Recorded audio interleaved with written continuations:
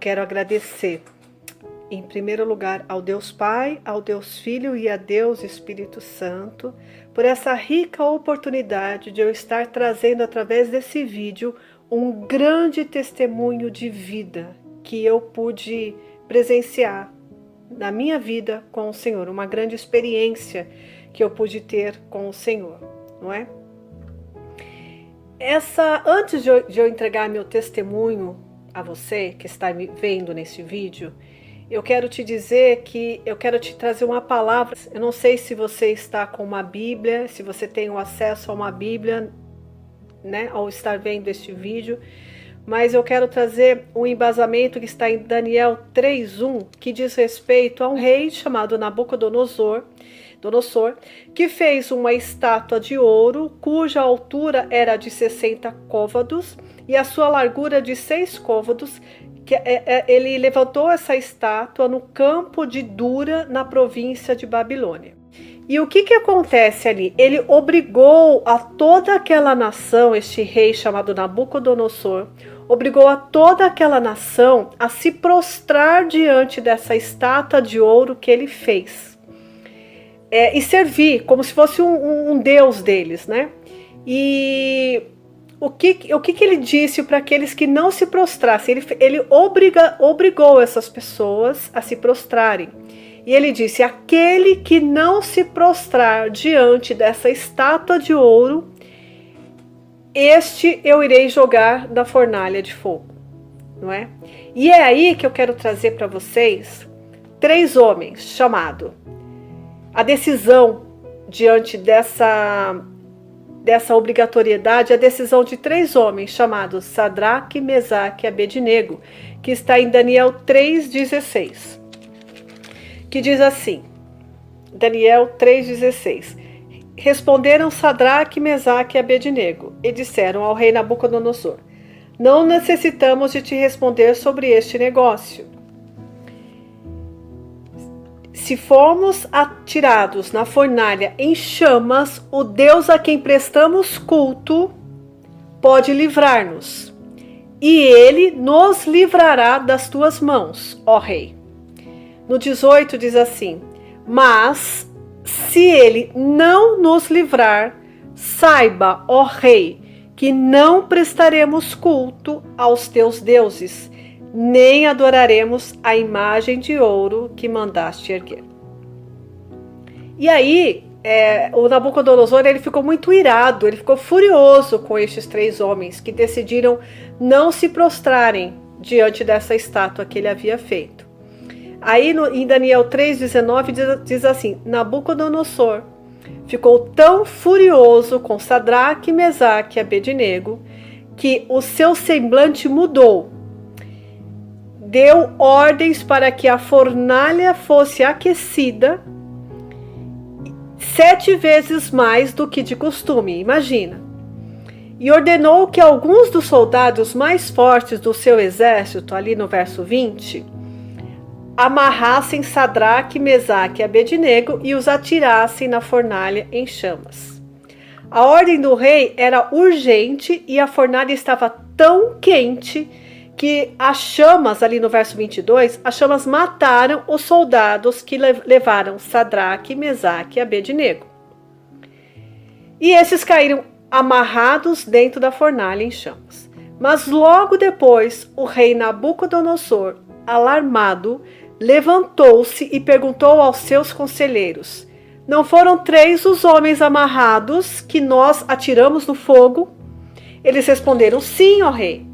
No 25, o rei exclamou: olhem, estou vendo 4 homens, aleluias, desamarrados e ilesos, andando pelo fogo, e o quarto se parece com o filho dos deuses. Em Daniel 3:26, diz assim: então Nabucodonosor aproximou-se da entrada da fornalha em chamas e gritou: Sadraque, Mesaque e Abednego, servos do Deus Altíssimo, aleluias, saiam, venham aqui. E Sadraque, Mesaque e Abednego saíram do fogo.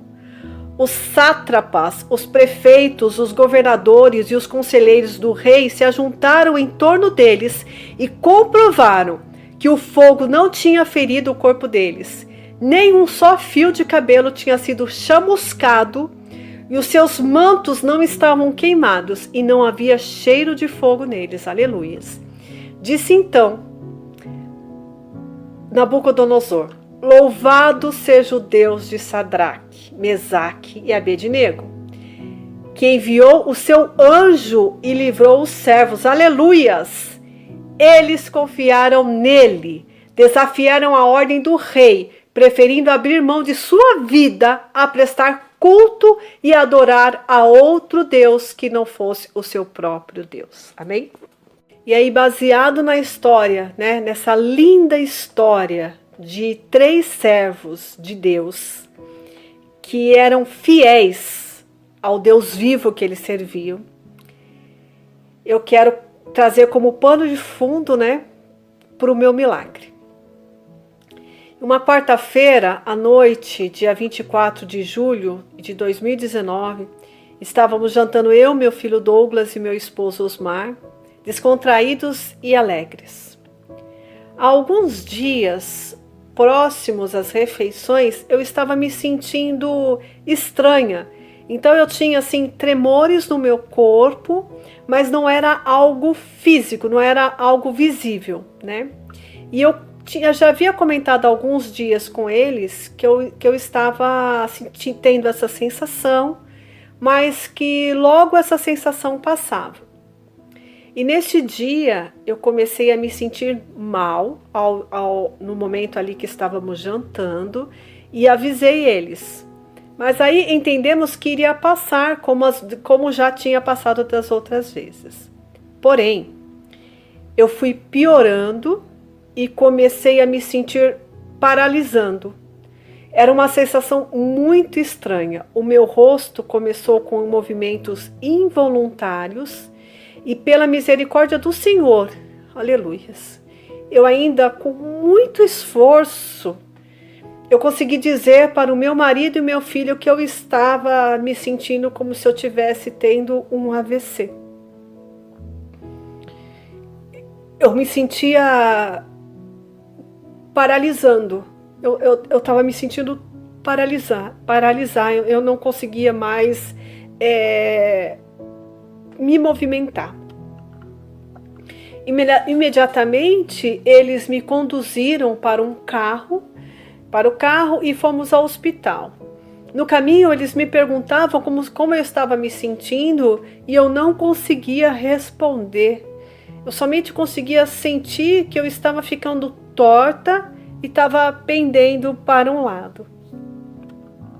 Chegando ao hospital, eu ainda consegui sair do carro andando, com o suporte do meu filho e do meu esposo, e sentei para fazer a triagem, né? Ali com o enfermeiro. Mas naquele momento eu desmaiei e me conduziram para a maca. Daí para frente, o que eu vou relatar aqui é alguns flashes que me lembro, né? E vou relatar através de um relato que o meu filho fez para a igreja, né, como um testemunho também, e relatos do meu marido. Chegou um momento, né, mais desesperador, dizia o meu filho ali. Os médicos chegaram no leito que eu estava, e aí, sim, eu me lembro, eles pegaram em minha mão e pediram para eu apertar a mão deles, e eu não conseguia apertar. Eu estava totalmente paralisada. Eu sentia que eu conseguia abrir e fechar os meus olhos, né? A médica balançou a cabeça negativamente e pediu para o meu esposo e o meu filho saírem da sala. O meu filho diz, né, que o meu marido saíram da sala e o meu marido sentou numa cadeira e o meu filho ficou ouvindo, né? O que os médicos, ficou com o ouvido na porta para ver o que os médicos estavam conversando ali.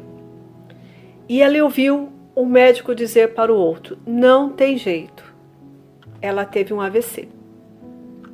Então naquele momento meu filho e meu marido ficaram sabendo o que estava ocorrendo. O hospital que eu estava não tinha a aparelhagem necessária para realizar os exames, mas o que os médicos diziam era: precisamos saber se ela teve um AVC isquêmico ou hemorrágicos. Mas para os médicos, eles disseram, eles tinham a certeza que eu tinha tido um AVC. Nesse momento, o meu filho ligou para sua noiva Marcela, avisou o que estava acontecendo e pediu para ela ligar para o pastor da nossa igreja, o pastor Sérgio, para sua esposa, irmã Rosângela, né, para acionar a igreja, para entrar em intercessão pela minha vida, avisaram o que estava acontecendo, né? E a única certeza que o meu esposo e meu marido tinham naquele momento é que nós necessitávamos do povo de Deus. Sabe, a única certeza que eles tinham, que eles precisavam estar ali, que nós precisávamos ali, né? Temos a intervenção de Deus vivo.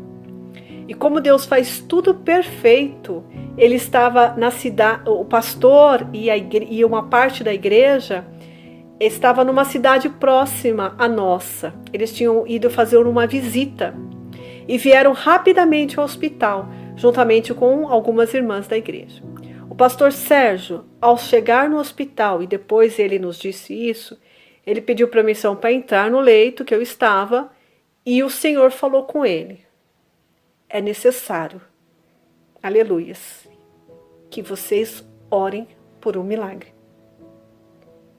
Então o Senhor, naquele momento, ele havia dito que era grave, que só um milagre ia me trazer de volta, só um milagre ia me tirar daquela situação. E a igreja de Cristo, e o pastor, os irmãos, eles se comunicaram pelo telefone, pelo WhatsApp. E essa igreja, louvado seja o nome do Senhor, que nós fazemos parte hoje, a Assembleia de Deus, Prevalecer em Cristo, ela ficou unida. Todos os irmãos foram acionados naquele momento, iniciaram uma intercessão pela minha vida. E eu quero te dizer o que aconteceu ali. Em Salmo 81, 7, na Bíblia, diz assim: clamaste na angústia e te livrei. Respondi-te do lugar oculto dos trovões, aleluias. Provei-te nas águas de Meribá. Então, irmãos, o que eu quero dizer com essa palavra foi que os irmãos entraram, clamaram por uma providência divina, não é? E pela misericórdia do Senhor, essa providência divina veio para a minha vida. Logo foi solicitada uma transferência de hospital, né? Eu tinha que sair daquele hospital para ir ser transferida para um outro, para que os exames fossem realizados, né? E aí ficamos aguardando o SAMU. Eu não tinha... isso tudo que eu estou dizendo daqui para frente é algo que foram relatos do meu esposo, do meu filho, enfim. Eu não me comunicava com ninguém, né? Eu estava babando, eu estava em uma situação bem complicada. Agora tem algo que eu preciso dizer a vocês, escute isto. Eu nunca vou conseguir, aleluias, esquecer a aflição dos olhos do meu esposo e de meu filho. Eu não conseguia responder a eles. Eu não conseguia me comunicar com eles, eu não conseguia me despedir deles. Se ali fosse o único momento que eu pudesse me expressar, eu não ia conseguir me despedir deles, não é? Mas o pior de tudo isso é que eu estava num quadro de morte, como o Senhor Jesus avisou o pastor.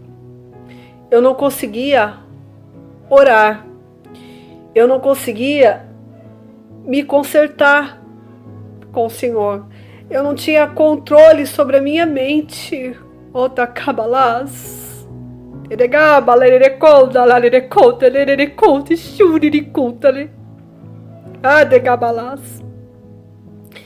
Eu não ia conseguir me consertar ali com o meu Deus no meu último momento. Eu não tinha controle sobre a minha mente. Eu estava completamente dependente do Senhor, assim como Sadraque, Mesaque e Abednego. O que eu quero te dizer aqui é que hoje você está ouvindo essa minha pregação, essa minha relato de vida, de milagre. Você hoje tem a oportunidade de buscar ao Senhor, se arrepender dos teus pecados e mudar de vida. Eu tive ali uma grande diferença de Sadraque, Mesaque e Abednego. Eles tinham ido para a fornalha de fogo para a honra e glória do Senhor. Mas e eu, irmão, se o Senhor não tivesse tido misericórdia da minha vida, para onde eu iria?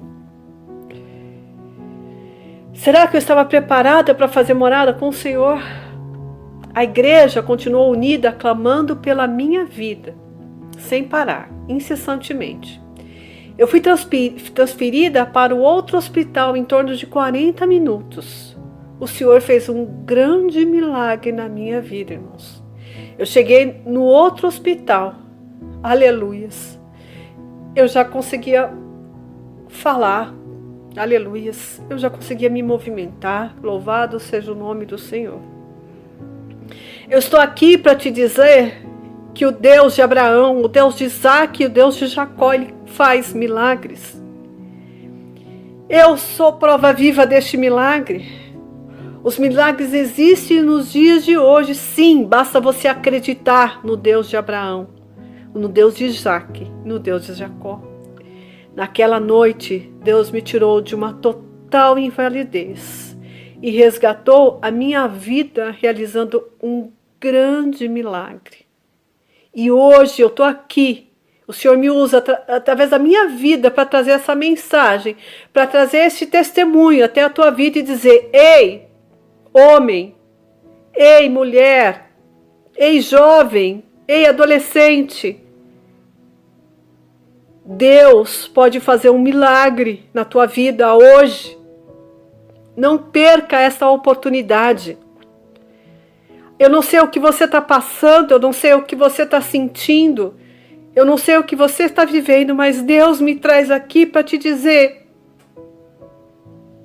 Ele é o Deus de milagre, não existe nada impossível diante do nosso Deus.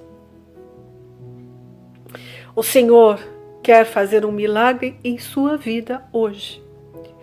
Lembre-se que não existe nada impossível para o Senhor, para o nosso Deus.